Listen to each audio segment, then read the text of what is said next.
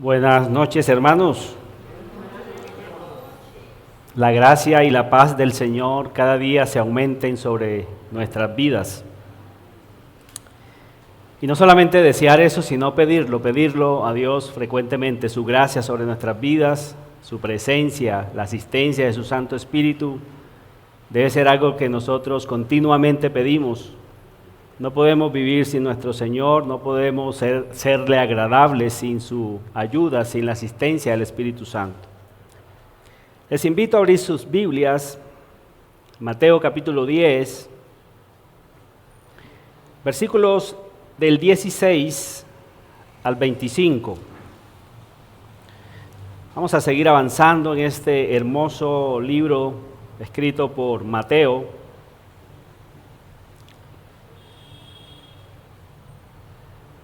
Sé que hemos sido bendecidos por este libro, por la palabra allí escrita, y espero que esta porción de la palabra también llegue a lo profundo de nuestro ser.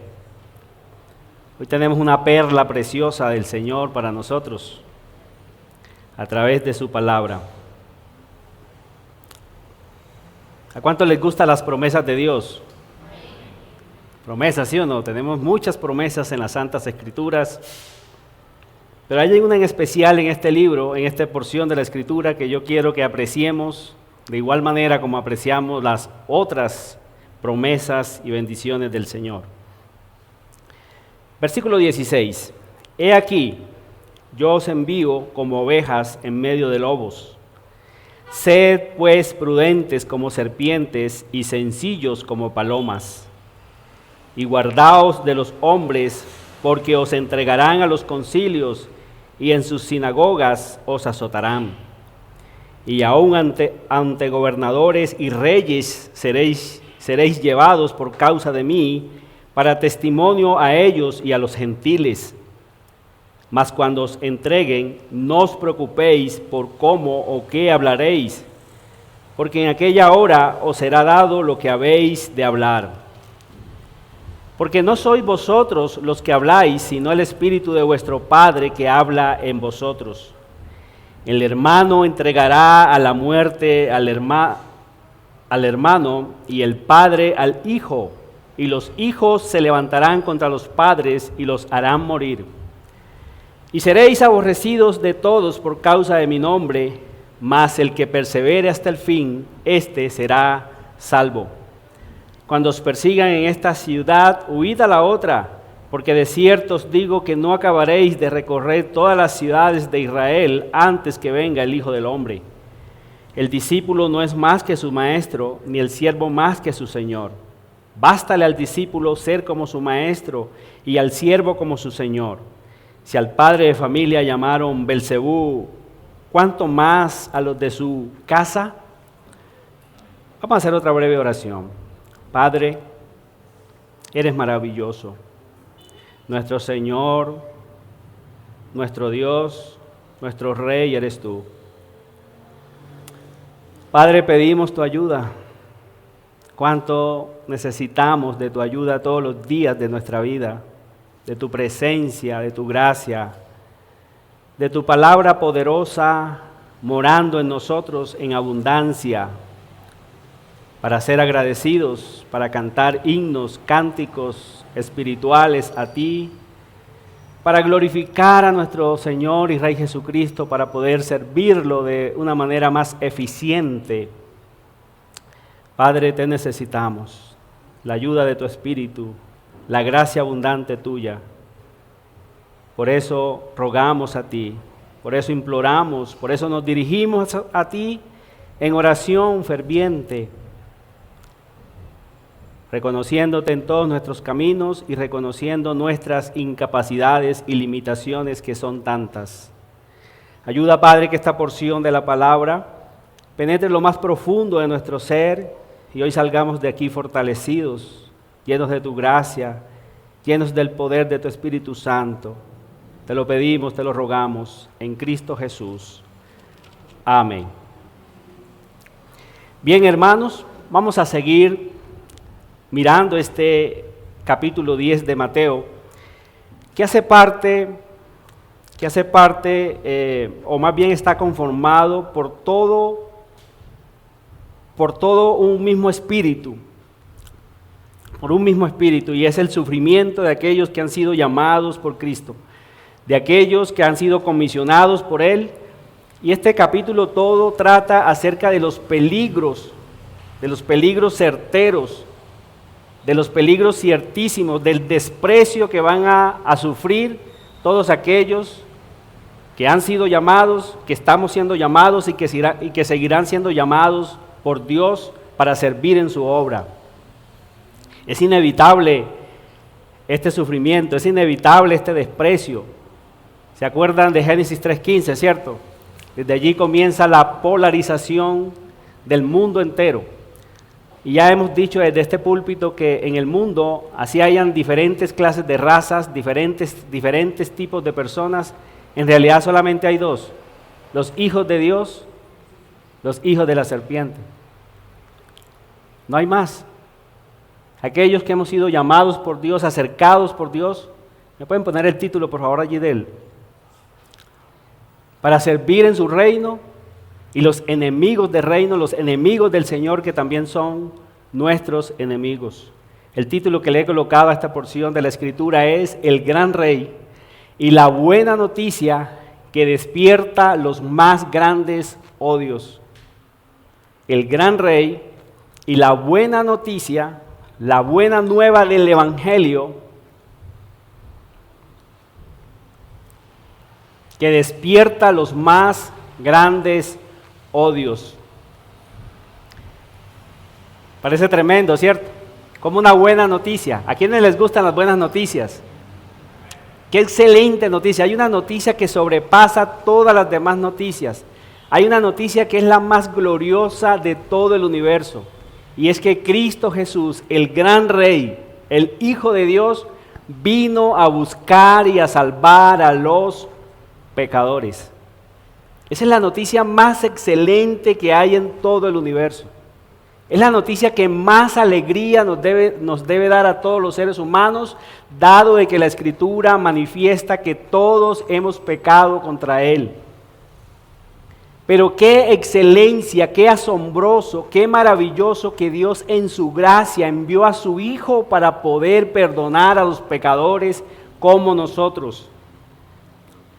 Ahora, ¿cuál es la cuestión? Que el hombre debe reconocer que es pecador, porque precisamente esa fue la misión del Señor. Él vino a buscar y a salvar a los pecadores. Él vino a salvarlos. Y esa es una excelente noticia, es una noticia extraordinaria. Pero esa excelente noticia, esa noticia extraordinaria, esa noticia que debería producir en los hombres alegría, contentamiento, un fervor sin igual, también produce los más grandes odios. El hombre ama su pecado. El hombre es aborrecedor de Dios. Él ama su pecado más que cualquier otra cosa. Y lo que menos quiere escuchar es que él es pecador. Y cuando escucha que él es pecador, cuando escucha que él debe arrepentirse de sus pecados y poner la confianza única y exclusivamente en aquel que murió en la cruz, surge en él entonces el más grande odio hacia el gran Rey y hacia todos los seguidores. Eso es lo que muestra básicamente todo este capítulo. Básicamente empezando desde el versículo 5, los primeros versículos que ya han sido predicados. Él está llamando a los 12 apóstoles. En los versículos anteriores, él mandó a los discípulos que rogaran al Señor de la mies, que envíe obreros a su mies. En Lucas 6, del 12 al 16, podemos comprobar, allí registra Lucas que esa noche, antes de llamar él a los discípulos, él pasó toda la noche en oración. Es decir, que lo que él les está mandando a hacer aquí a los discípulos, de rogar al Señor de la mies que envíe obreros a su mies, ya él lo había hecho. Y eso es lo que se evidencia aquí en el capítulo 10, cuando él llama a sus discípulos. El Señor ya ha orado para que Dios Dios el Padre envía obreros a su mies, y ahí viene el llamado de los discípulos, y vemos en ese capítulo 10, los primeros versículos, ese llamado, esa comisión, ese empoderamiento, esa autoridad que Él les da a ellos, inclusive sobre los espíritus inmundos. Él los manda a predicar, Él los manda a sanar enfermos, Él los manda a limpiar leprosos, a resucitar muertos, a echar fuera demonios. Y eso se supone que debe ser una noticia extraordinaria, debe ser algo extraordinario entre los hombres, ¿o no? Se supone que el gran rey está presente en medio de la tierra que Él creó y está haciendo milagros, está haciendo bienes a favor de los hombres. Se supone que todos los hombres deberían de correr hacia Él, arrepentirse de sus pecados, creer en Él y seguirle a Él. Pero qué contraproducente es que esta buena noticia, esta excelente noticia, produce todo lo contrario en una gran mayoría, y sigue produciendo ese efecto contrario en una gran mayoría en nuestro mundo de hoy. Mire cómo comienza diciendo el versículo 16. He aquí, y comienza esa expresión del Señor. ¿Se acuerdan que esa expresión ya se las he explicado? He aquí significa estén atentos, presten atención a lo que les voy a decir. No es poca cosa lo que les voy a decir, está diciendo aquí el Señor con esa expresión, he aquí. Y miren la ilustración que Él toma. Yo os envío como ovejas en medio de lobos. Yo os envío como ovejas en medio de lobos. Qué ilustración tan tremenda, hermanos, para mostrar Cristo la hostilidad que iban a tener los enemigos del Evangelio con sus ovejas. Los está presentando como lobos, y a todos sus seguidores los está mostrando como ovejas. Nada más desprotegido, hermanos, que un rebaño de ovejas en medio de lobos. Lobos hambrientos, feroces. En estos días he visto unos pequeños videos de animales, de leones cazando cervatillos pequeños, indefensos, en la plena selva africana. Y eso es algo despiadado. Cómo un león puede coger un cervatillo de estos y mientras lo tiene por aquí apretado, llega el otro y le está comiendo las paticas, lo está despedazando vivo. Y esa es la imagen que el Señor trae aquí, hermanos, para mostrarnos esa hostilidad que van a tener los enemigos del Evangelio con sus elegidos. Él ha dicho de nosotros que somos sus ovejas. Él va a dar su vida por sus ovejas están protegidas por Él, nadie las puede arrebatar de su mano. Sin embargo, en la misión que Él les está enviando a ellos, ellos son como ovejas en medio de lobos. Son como ovejas en medio de lobos. Y ahora mire la instrucción que les da en el mismo versículo 16. Sed pues prudentes como serpientes y sencillos como palomas. Esa es la instrucción que Él les da. Sed pues prudentes como serpientes y sencillos como palomas. Obviamente aquí esta ilustración de serpientes no podemos enseguida asimilar que es lo mismo que hizo la serpiente allá en el Génesis cuando fue una engañadora, sino que está más bien llamando a que seamos prudentes, juiciosos. Ustedes han visto la sagacidad de una serpiente cuando ella va muy sagaz, ella va esperando el momento preciso para lanzar su boca sobre el animal, para cazar su presa. Y eso básicamente es lo que el Señor está diciendo aquí. Somos ovejas, pero también tenemos que ser prudentes, porque tenemos lobos rapaces, lobos que quieren matarnos. En otras palabras, el Señor lo que nos está diciendo aquí es que no tenemos que buscar como ser mártires a propósito. Ahora que estamos en la época de que hacemos un video, ¿cierto? Y nos podemos volver famosos con esos. Aún los cristianos están cayendo en esa trampa. Imagínense que yo quiera que me den una piedra, entonces yo firmo eso, una piedra, a ver, me hincharon la cara. Ay, esto lo hicieron por causa del Evangelio. Yo publico eso se hace viral y me hago famoso. No tenemos que buscar eso. Nosotros tenemos que buscar verdaderamente en nuestro corazón la conversión de las personas. Debemos de predicar a Cristo, pero siendo prudentes, sagaces, esperando el momento preciso. Y eso significa también que no podemos tener mezcla alguna de maldad, porque miren la otra ilustración que él utiliza es que seamos sencillos como palomas. Mire cómo pasa de una serpiente que debe ser sagaz, pero también tener la sencillez de una paloma, tener esa sencillez. Esto lo vemos básicamente en el apóstol Pablo. En Pablo se cumple precisamente esta ilustración. Ustedes se acuerdan cuando él fue a Atenas, ¿cierto? ¿Cómo comenzó Pablo en Atenas? Ustedes son unos idólatras. Comenzó así. Él dice que su espíritu se enardecía viendo la ciudad entregada a ¿la qué? A la idolatría. Pero ¿cómo comienza Pablo allí su discurso con ellos? Varones atenienses, yo observo que ustedes son muy religiosos. Ay, vi un altar por allá que ustedes tienen al Dios no conocido. O sea, los atenienses en esa época ellos tenían un partenón de dioses y tenían un lugarcito adecuado por si se les olvidaba algún dios, ahí cabía. Y también comienza Pablo citándoles a escritores de ellos, como vuestros escritores dicen. O sea, miren cómo él comienza antes de presentar el evangelio. Él no va de una así, ustedes son idólatras, ustedes lo hubiesen apedreado de una. Aunque también ellos se levantaron después contra él, pero miren que la intención de él, ¿cuál fue? Sagazmente allí, sencillo, mostrándoles a Cristo, mostrando un corazón tierno. Ellos son lobos rapaces, nos van a querer matar, pero ¿cómo tenemos que ir nosotros?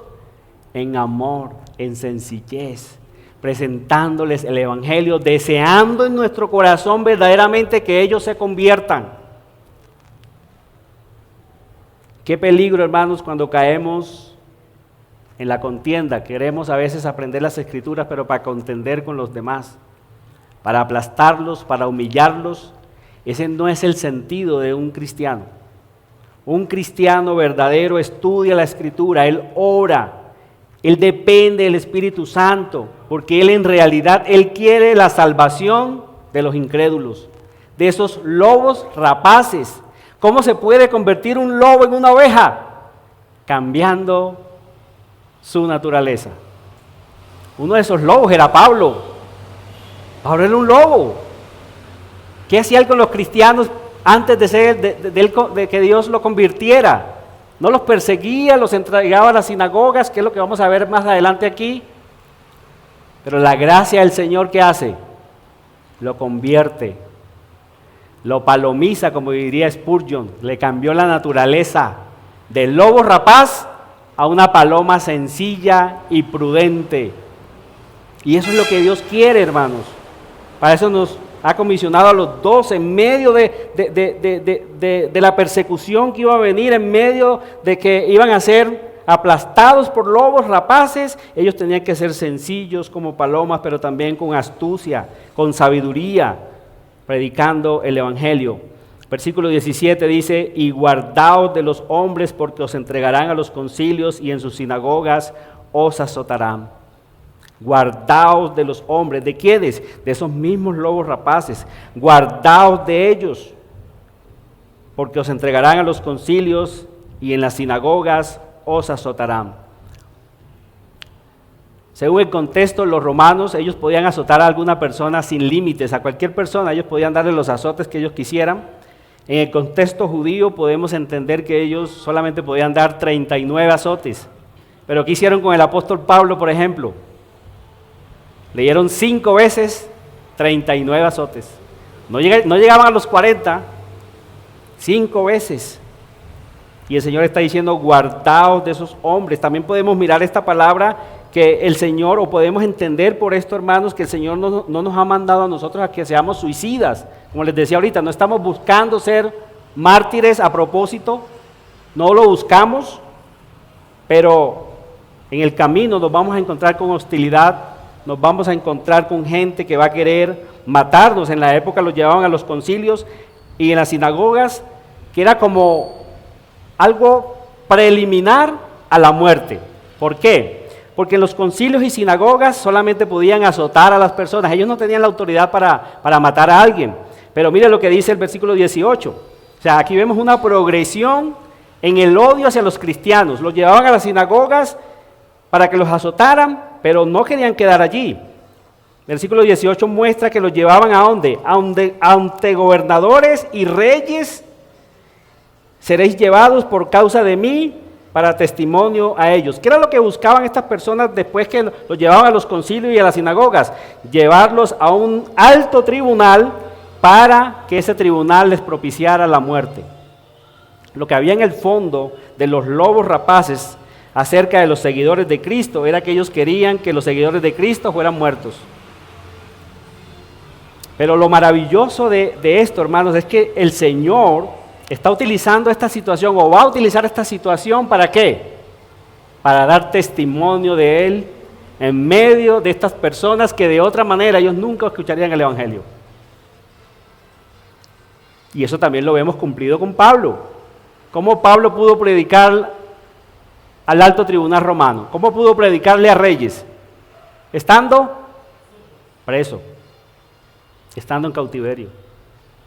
Entonces mire que la soberanía de Dios, la divina providencia de Dios, todo lo que les permitió a ellos buscando la glorificación de su propio Hijo y que el Evangelio fuera predicado a todas las personas sin distinción alguna.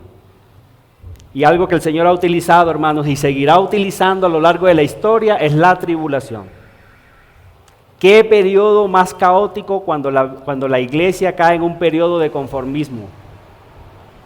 A lo largo de la historia se ha podido comprobar que el mayor peligro para la iglesia es cuando ha entrado en un periodo de comodidad. Pero ¿qué leemos en el libro de los Hechos? Cuando ellos eran esparcidos, iban esparciendo también el evangelio de la buena nueva a toda criatura. Y fue necesario que Dios en su providencia permitiera toda esta persecución. Yo le aseguro que si usted analiza su vida, los momentos que usted ha predicado más a Cristo es cuando ha estado en crisis. Es cuando ha estado en crisis. Los momentos de mayor comodidad de nuestras vidas, por lo general no predicamos a Cristo. Somos conformistas. Ahora en el versículo 19, miren lo asombroso que dice el Señor. Mas cuando os entreguen, no os preocupéis por cómo o qué hablaréis, porque en aquella hora os será dado lo que habéis de hablar. La defensa ante unos acusadores tan grandes, tan dignos, ¿qué cristiano iba a estar preparado para eso? En ese momento, en un momento repentino, cuando estos cristianos estaban predicando el Evangelio, pero de manera repentina eran cogidos y eran llevados ante un alto tribunal, en un contexto donde ellos no habían podido preparar un sermón. Y la promesa del Señor es que en ese momento les será dado lo que habéis de hablar. Ahora hay que aclarar que este texto lo han cogido muchas personas para decir que nosotros no tenemos que estudiar. Mire que es que la Biblia dice que el Espíritu Santo nos va a dar todo lo que nosotros debemos predicar.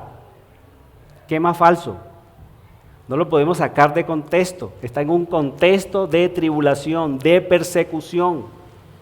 También se puede aplicar cuando usted sale a la calle, usted no sabe con quién se va a encontrar, ¿sí o no? No sabemos con quién nos vamos a encontrar, nunca llevamos un sermón como preparado, es que me voy a encontrar con Ramoncito por allá en el centro y entonces yo le voy a predicar esto.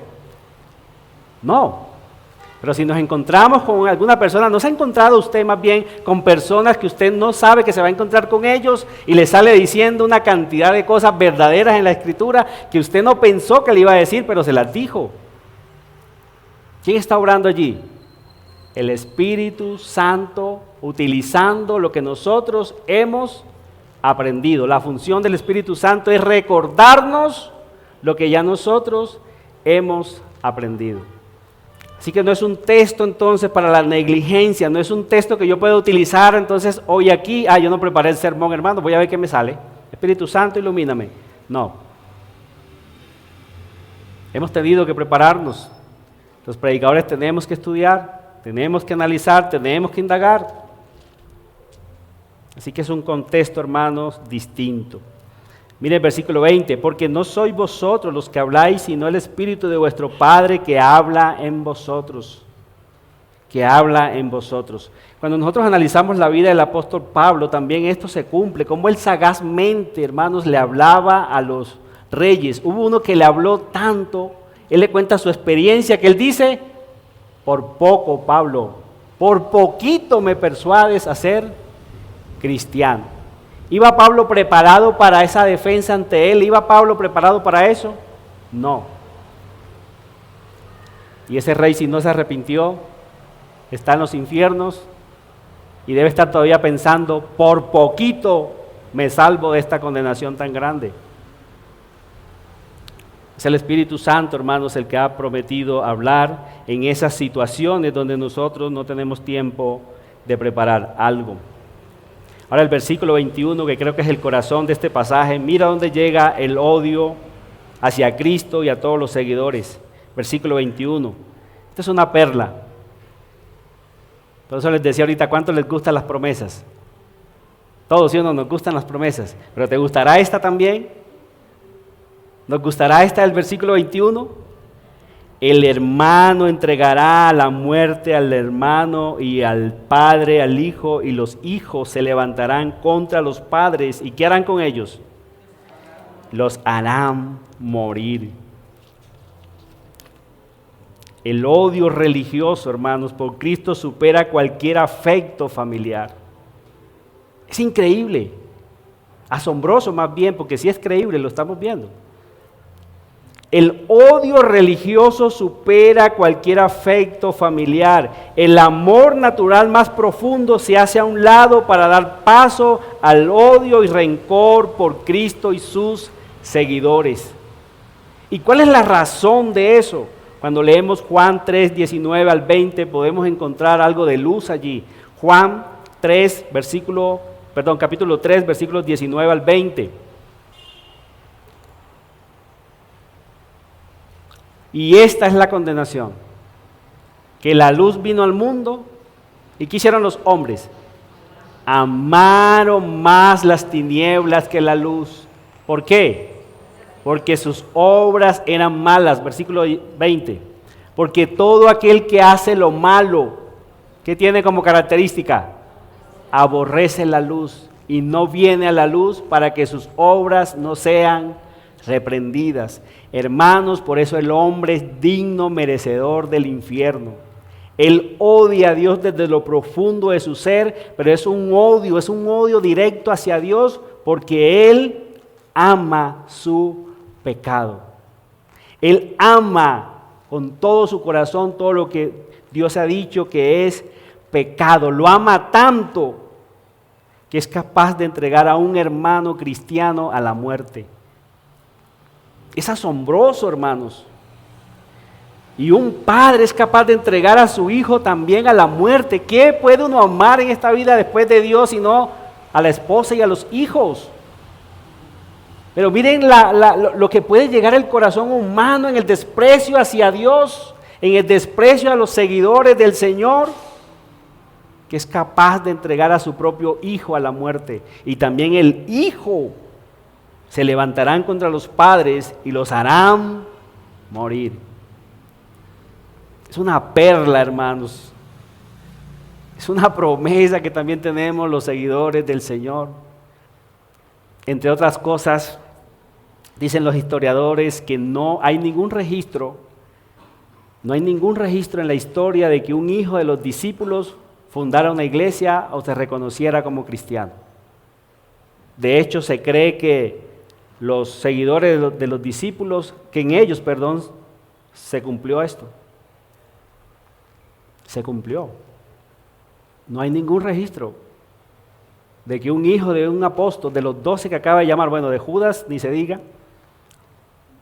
pero no hay registro alguno que algún hijo de ellos fuese cristiano o siguiera el legado de ellos. Y se cree que en ellos se cumplió esta promesa. El hermano entregará la muerte al hermano y el padre al hijo, y los hijos se levantarán contra los padres y los harán morir. Nuestra familia convertida en lobo rapaz contra nosotros, en odio hacia nosotros por la predicación del Evangelio, por la buena noticia. Por eso el título que le coloqué a mi tema, una buena noticia que saca el odio más profundo del corazón humano. La buena noticia que despierta el más grande odio. Y lo podemos ver en este texto, hermanos. Un familiar entregando a su propio hijo, un padre entregando a su propio hijo por causa del evangelio. Y miren el versículo 22.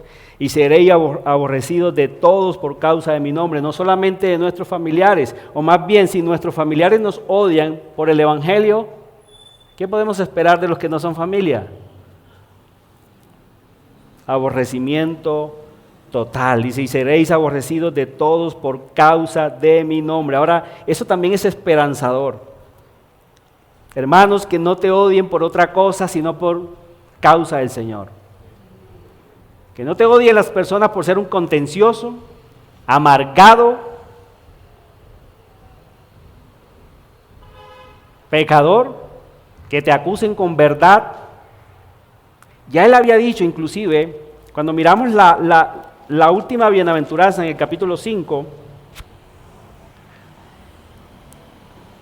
en el capítulo 5, versículo 11, bueno, en el versículo 10, mire cómo dice: bienaventurados los que padecen persecución por causa de la justicia, porque de ellos es el reino de los cielos.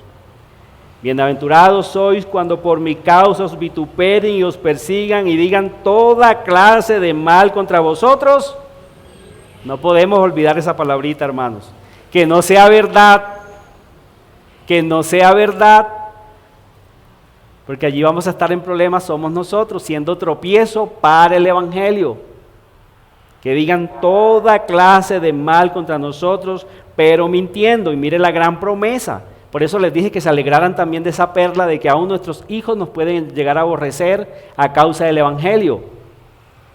Miren que es de la única bienaventuranza que él agrega en el versículo 12. Gozaos y alegraos porque vuestro galardón es grande en los cielos, porque así persiguieron a los profetas que fueron antes de vosotros. Es interesante, es maravilloso lo que el Señor dice. Entonces, hermanos, que seamos aborrecidos, pero por causa del nombre de nuestro gran Rey. Ahora miren lo que dice: mas el que persevere hasta el fin, este será salvo. Hay algunos que utilizan también este texto para decir que es que la salvación se pierde. Es uno de los textos más citados para aquellos que están en contra de lo que nosotros afirmamos por la Escritura, de que la salvación es segura en el Señor. Este es uno de esos textos que ellos más utilizan para decir que nosotros estamos equivocados. Pero cuando nosotros leemos todo el contexto de la Biblia, ¿qué podemos observar? Hermanos, que el salvo simple y llanamente perseverará hasta el final. El salvo perseverará hasta el final. ¿Por qué? Porque Dios es el que persevera en nosotros. Lo hemos podido comprobar desde la vida de Abraham, de Isaac, de Jacob. Qué bueno ahora que estamos viendo el Génesis y podemos aplicar estas doctrinas, hermanos, podemos mirar que desde allí se cumplen. Dios perseverando en nuestros primeros padres y por eso ellos estuvieron un gran final. ¿Y sabes por qué persevera Dios en nosotros? Porque es más grande el deseo que Dios tiene de estar contigo que el que tú tienes de estar con Él. Hermanos, eso es maravilloso. Por eso Dios persevera en nosotros. Por eso a Jeremías le dijo: con amor eterno te he amado, por lo tanto te he prolongado mi misericordia. Qué maravilla, hermanos. Dios tiene más deseo de estar conmigo que lo que yo he tenido de estar con Él. Por eso me golpea, por eso me disciplina. Pero en medio de la tribulación, Él está conmigo. Él está con nosotros y ha prometido que estará con nosotros hasta el fin del mundo, haciendo que nosotros perseveremos en medio de estar en enemistad por causa de ellos, no de nosotros, aun cuando con nuestros propios familiares. Versículo 23, lo que yo les decía, el Señor no está buscando aquí mártires a propósito. Dice el versículo 23, cuando os persigan en esta ciudad, huid a la otra. ¿Sí ves? Eso lo vemos también en el apóstol Pablo. En muchas ocasiones rechazaron su mensaje en varias partes. ¿El qué hizo? Hasta se limpiaba los pies. A los judíos les dijo, verdaderamente la palabra de Dios era para ustedes en primer lugar, pero la rechazáis, me voy a los gentiles. Hermanos, el evangelio es tan precioso que alguien dijo que nadie merece escucharlo ni siquiera 2 veces. Si lo rechazas la primera vez, ni siquiera merece escucharlo la segunda vez. Eso había dicho él también en el capítulo 6, ¿se acuerdan? Perdón, en el capítulo 7, versículo 6. No deis lo santo, ¿a quiénes? A los perros o a esos lobos. Ni echéis vuestras perlas delante de los cerdos, no sea que las pisoteen y se vuelvan y os despedacen. Por eso tenemos que ir con precaución, sagaces, sencillos como las palomas, pero una vez ellos rechazan el evangelio, tenemos que predicarlo a otros. Cuando os persigan en esta ciudad, huid a la otra, porque de cierto os digo que no acabaréis de recorrer todas las ciudades de Israel antes que venga el Hijo del Hombre. Aquí nos enfrentamos ante uno de los textos de más difícil interpretación que podemos encontrar en toda la Biblia. Cuando miramos todo el contexto general, o de todos los que han opinado acerca de este texto, encontramos diferentes interpretaciones. Es más bien decir que no lo entendemos. Hay muchas cosas que no entendemos acerca de la Escritura. A mí no me gusta especular tampoco acerca de ningún versículo. Sé que es verdadero, nada menos el domingo hablábamos de la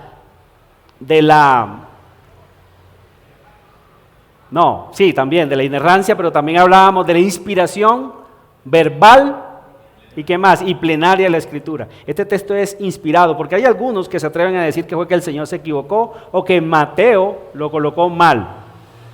Yo no me atrevería a decir eso, no vamos ahora, necesitaríamos por ahí otras 2 horas para tratar de explicar este texto, pero es verdadero. Miren el versículo 24, el discípulo no es más que su maestro, ni el siervo más que su señor. Bástale al discípulo ser como su maestro y al siervo como su señor.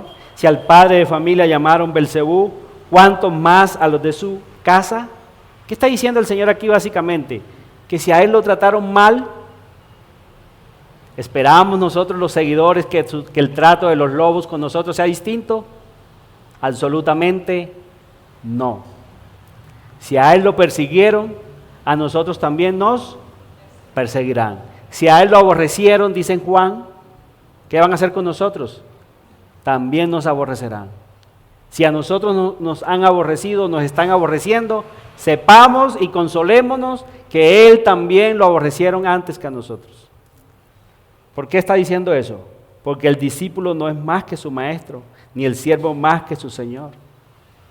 Hermanos, es una señal distintiva de todos los seguidores del Señor que vamos a sufrir. Vamos a sufrir la persecución, vamos a sufrir el oprobio. Romanos 8, del 36 al 39, miren cómo dice. Como está escrito, por causa de ti, y otra vez se repite la expresión, ¿viste? Que sea por causa del Señor. Por causa de ti somos muertos todo el tiempo. Somos contados como ovejas de matadero. Versículo que sigue. Antes, en todas estas cosas somos más que vencedores por medio de aquel que nos amó. Y segunda carta del apóstol Pablo a Timoteo, capítulo 3, versículo 12. Miren todo lo que dice. Y también todos, ¿quiénes? Los que quieren vivir piadosamente en Cristo Jesús padecerán persecución. ¿Qué es una persona piadosa en Cristo? Aquel que por amor a Cristo cumple sus mandamientos de una manera muy especial, la gran comisión. Esa es una persona piadosa, una persona que se esfuerza por cumplir los mandamientos, no para salvación, sino en agradecimiento en aquel que lo salvó. ¿Y qué característica distintiva tiene? Padecerá persecución. Padecerá persecución. Yo creo que el domingo era que les decía que si no quieres sufrir persecución, solamente hay algo que debemos de hacer: quedarnos calladitos. Cuando cuenten chistes soeces al lado de nosotros, participemos de ellos. Nos vamos a reír. ¡Ah, qué chiste tan bueno! ¡Ah! Y participamos y calladitos. No vamos a sufrir ninguna persecución.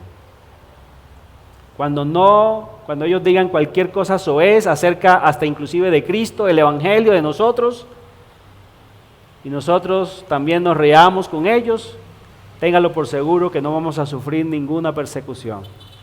Pero cuando tú te levantas, lleno del Espíritu Santo, hablas de Cristo, predicas el Evangelio, los llamas al arrepentimiento, algunos de esos lobos por gracia de Dios se convertirán, pero la gran mayoría te perseguirá. Pero hay una promesa, ya la leímos: gozaos y alegraos porque nuestro galardón es grande en el reino de los cielos. Y nuestras conciencias, hermanos, quedarán delante del Señor, que hicimos todo lo posible humanamente por lograr la salvación de ellos.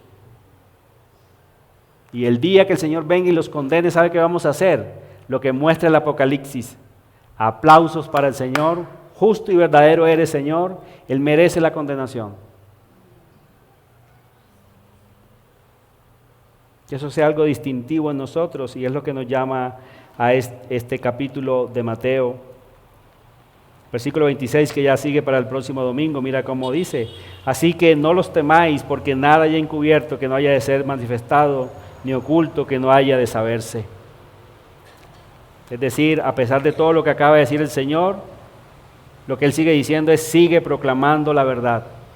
No te amedrentes por ellos. Eres como una oveja indefensa en medio de lobos, pero aún así tienes que seguir predicando mi palabra. Oremos. Padre Santo, eres glorioso. Gracias por tu santo evangelio que nos ha alcanzado. Nosotros también fuimos convertidos de lobos rapaces, de odiadores de tu palabra, de odiadores de lo bueno. Estábamos depravados, muertos en delitos y pecados. Pero un día, alguien sencillo como paloma, astuto, sagaz, prudente como una serpiente, nos predicó tu evangelio. Y por la gracia tuya, por el obrar de tu Santo Espíritu, creímos en ti. Ayúdanos pues a hacer lo mismo, a seguir predicando el evangelio, a seguir estorbando aún a nuestros propios familiares, sabiendo de antemano que la gran mayoría nos aborrecerá.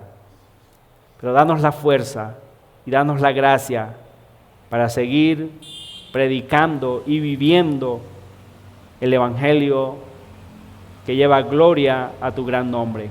Te lo pedimos en Cristo Jesús. Amén.